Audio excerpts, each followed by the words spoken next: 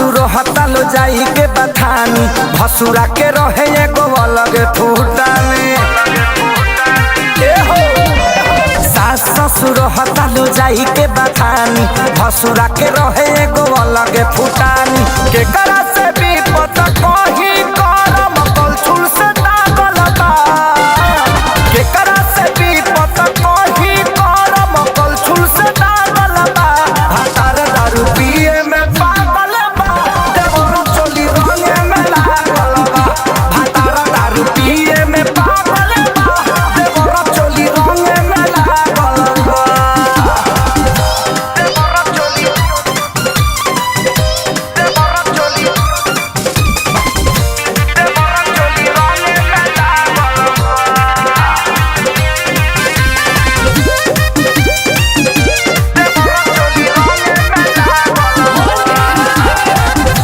नैहर में देखले नहीं रही ऐसन खेला। ससुरा में बाटे सखी बड़ी तेला बेला।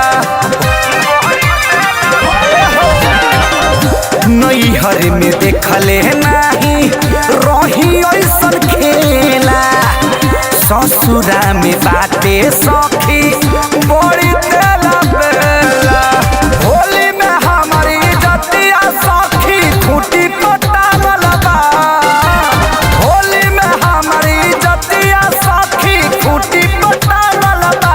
भातार दारू पिए में पागल बा, देवर चोली रंगे में लागल बा। भातार दारू पिए में पागल बा, देवर चोली रंगे में लागल बा।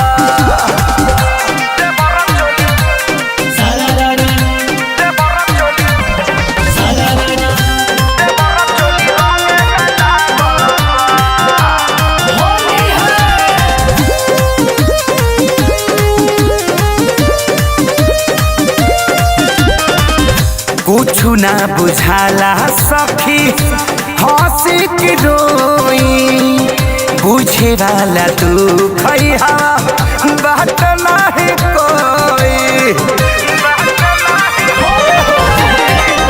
कुछु ना बुझाला सखी हंसी की रोई। बुझे वाला तू खैहा